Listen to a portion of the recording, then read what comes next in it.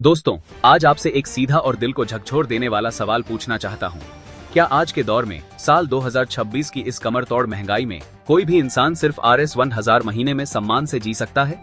बीमार होने पर दवाई खरीदना तो दूर, क्या RS-1000 में एक हफ्ते का राशन भी आ सकता है? शायद आपका जवाब होगा, बिल्कुल नहीं। लेकिन देश के लाखों बुजुर्ग जिन्होंने अपनी पूरी जवानी, अपनी जिंदगी के 20-30 साल कंपनियों और फैक्ट्रियों में पसीना बहाने में लगा दिए, वो आज इसी RS-1000 की न्यूनतम पेंशन पर जीने को मजबूर हैं। और इसी बीच पिछले कुछ दिनों से सोशल मीडिया, व्हाट्सएप और यूट्यूब पर एक खबर आग की तरह फैल रही है। दावा किया जा रहा है कि केंद्र सरकार और EPFO ने आखिरकार घुटने टेक दिए हैं और न्यूनतम पेंशन को RS-1000 से बढ़ाकर सीधा RS-7500 कर दिया है। कई जगह तो एक कथित सरकारी सर्कुलर भी दिखाया जा रहा है। लेकिन इस दावे के पीछे का असली सच क्या है? क्या वाकई मोदी सरकार ने आपके खातों में RS-7500 भेजने का आदेश दे दिया है, या फिर इस बार भी बुजुर्गों की उम्मीदों के साथ कोई बड़ा खेल हुआ है? आज के इस वीडियो में हम किसी अफवाह की बात नहीं करेंगे, बल्कि EPFO की central board of trustees CBT की मीटिंग में जो नया एम्प्लॉइज पेंशन स्कीम EPS 2026 लाया गया है, उसकी पूरी कड़वी सच्चाई आपके सामने रखेंगे। वीडियो को बिना स्किप किए पूरा देखिएगा, क्योंकि ये आपकी और आपके परिवार की जिंदगी से जुड़ा मामला है। दोस्तों, सबसे पहले बात करते हैं उस दर्द की जिसे समझने में हमारी व्यवस्था ने सालों लगा दिए। राष्ट्रीय संघर्ष समिति NAC और तमाम मजदूर संगठन पिछले कई सालों से लगातार आंदोलन कर रहे हैं, भूख हड़ताल पर बैठे हैं। उनकी मांग सिर्फ इतनी है कि न्यूनतम पेंशन RS-7500 की जाए और साथ में मेडिकल रीइंबर्समेंट DA भी दिया जाए। सोचिए, एक कर्मचारी जब नौकरी करता है तो उसके वेतन से हर महीने PF कटता है, उसका एम्प्लॉयर भी योगदान देता है, और जब वो 58 साल की उम्र में रिटायर होता है तो उसे क्या मिलता है? RS-1000, RS-1200 या RS-500 महीना। ये कोई खैरात या भीख नहीं है, ये उन कर्मचारियों का हक है, उनका अपना पैसा है जो उन्होंने जवानी में बचाया था। पार्लियामेंट्री स्टैंडिंग कमेटी यानी संसद की समिति ने भी खुद सिफारिश की थी कि इस न्यूनतम पेंशन को तुरंत बढ़ाया जाना चाहिए, क्योंकि RS-1000 में गुजारा नामुमकिन है। लेकिन सरकार का हर बार एक ही रोना होता है, फंड की कमी है, बजट पर बोझ बढ़ जाएगा। सरकारें आती जाती रहती हैं, आश्वासन मिलते रहते हैं, लेकिन धरातल पर हमारे बुजुर्गों के हाथ सिर्फ खाली रह जाते हैं। अब आते हैं आज की सबसे बड़ी खबर और उस वायरल दावे पर जिसने पिछले कुछ हफ्तों से लाखों बुजुर्गों के दिलों में एक उम्मीद की किरण जगाई थी। सोशल मीडिया पर एक लेटर शेयर करके यह दावा किया जा रहा है कि EPFO ने RS-7500 की पेंशन को मंजूरी दे दी है। तो भाइयों और बहनों, सच सुनिए, और यह सच कड़वा है। EPFO ने खुद इस वायरल लेटर पर आधिकारिक बयान जारी करके इसे पूरी तरह फर्जी, फेक करार दिया है। जी हाँ, सरकार या EPFO की तरफ से अभी तक न्यूनतम पेंशन को RS-1000 से बढ़ाकर RS-7500 करने का कोई भी ऑफिशियल नोटिफिकेशन जारी नहीं किया गया है। श्रम मंत्रालय, मिनिस्ट्री ऑफ लेबर के सूत्रों के मुताबिक पेंशन बढ़ाने का प्रस्ताव अभी भी सिर्फ फाइलों में है, उस पर विचार चल रहा है, लेकिन कोई फाइनल अप्रूवल नहीं मिला है। कुछ लोग सिर्फ व्यूज और लाइक्स पाने के लिए बुजुर्गों की भावनाओं के साथ खिलवाड़ कर रहे हैं और झूठी खबरें फैला रहे हैं। मेरी आपसे हाथ जोड़कर विनती है कि ऐसे किसी भी बहकावे में न आए। जब तक भारत सरकार के गैजेट में या EPFO की ऑफिशियल वेबसाइट पर कोई आदेश नहीं आता, तब तक न्यूनतम पेंशन RS-1000 ही है। लेकिन कहानी यहीं खत्म नहीं होती। जो खबर मीडिया में दबी हुई है, वो इससे भी ज्यादा चौंकाने वाली है।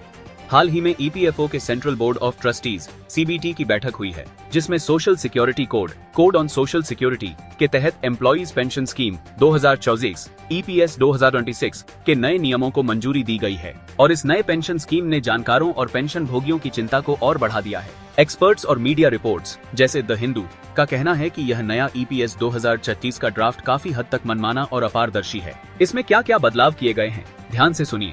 सुप्रीम कोर्ट ने 2022 के ऐतिहासिक फैसले में कर्मचारियों को अपनी पूरी वास्तविक सैलरी पर हायर पेंशन चुनने का मौका दिया था, लेकिन इस नए EPS 2026 के नियमों में EPFO ने उस पैराग्राफ 11(4) को ही ऑब्सोलीट यानी बेकार और पुराना मानकर हटा दिया है, जो हायर पेंशन का विकल्प देता था।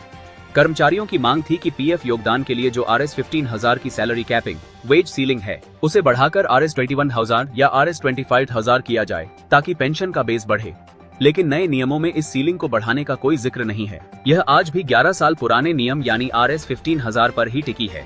पहले पेंशन का कैलकुलेशन आखिरी 12 महीनों की औसत सैलरी पर होता था, जिसे बाद में बढ़ाकर 60 महीने 5 साल कर दिया गया था। इस नए ड्राफ्ट में भी कर्मचारियों को राहत देने के लिए इस फॉर्मूले को नहीं बदला गया, जिससे पेंशन की राशि स्वाभाविक रूप से कम बनती है। सीधे शब्दों में कहें तो सरकार और EPFO का पूरा ध्यान इस बात पर है कि उनके ऊपर पेंशन का वित्तीय बोझ कम से कम हो। कानून बदल रहे हैं, नाम बदल रहे हैं। EPS 1995 अब EPS 2046 बनने जा रहा है। लेकिन जिस राहत की उम्मीद देश का आम कर्मचारी कर रहा था, वो राहत इस नए ड्राफ्ट में भी दूर दूर तक दिखाई नहीं दे रही।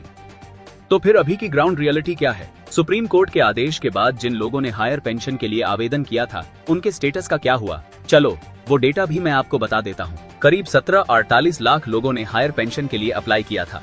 EPFO ने इनमें से लगभग 3.93 लाख डिमांड लेटर्स जारी किए, जिनमें से करीब 2.33 लाख आवेदकों ने अपना पैसा जमा कर दिया या सहमति दे दी है। और अब तक लगभग 1.54 लाख से ज्यादा पेंशन पेमेंट ऑर्डर्स PPO जारी किए जा चुके हैं। यानी जिन लोगों ने कोर्ट के रास्ते और पहले के नियमों के तहत अप्लाई किया था, उनकी प्रक्रिया धीरे धीरे चल रही है।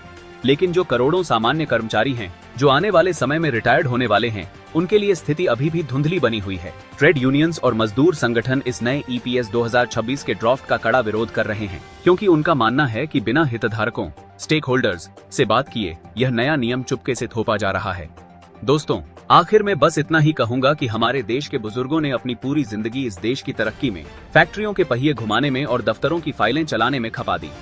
आज बुढ़ापे के इस पड़ाव पर जब उन्हें सबसे ज्यादा सहारे की जरूरत है, तब उन्हें RS 1000 की पेंशन देकर उनके आत्मसम्मान को ठेस पहुंचाना कहां का न्याय है? RS 7 पेंशन की खबर भले ही अभी अफवाह साबित हुई हो, लेकिन यह मांग पूरी तरह जायज है और यह लड़ाई तब तक जारी रहनी चाहिए जब तक सरकार कोई ठोस फैसला नहीं ले लेती। आपका इस बारे में क्या सोचना है? क्या सरकार को तुरंत न्यूनतम पेंशन बढ़ानी चाहिए? और क्या आपके दफ्तर या PF ऑफिस से आपको हायर पेंशन को लेकर कोई अपडेट मिला है? अपनी राय नीचे कमेंट बॉक्स में जरूर लिखिए। आपके एक कमेंट से, इस वीडियो को शेयर करने से यह आवाज बड़े अधिकारियों और सरकार के कानों तक पहुंच सकती है। अगर आपको यह सच और ईमानदार जानकारी पसंद आई हो, तो वीडियो को एक लाइक जरूर कीजिएगा और हमारे इस चैनल को सब्सक्राइब करके हमारे परिवार का हिस्सा बनिए, ताकि आपको हमेशा सच खबर मिलती रहे। अपने दोस्तों और रिटायर्ड साथियों के साथ इस वीडियो को WhatsApp पर जरूर शेयर करें। जय हिंद, जय भारत।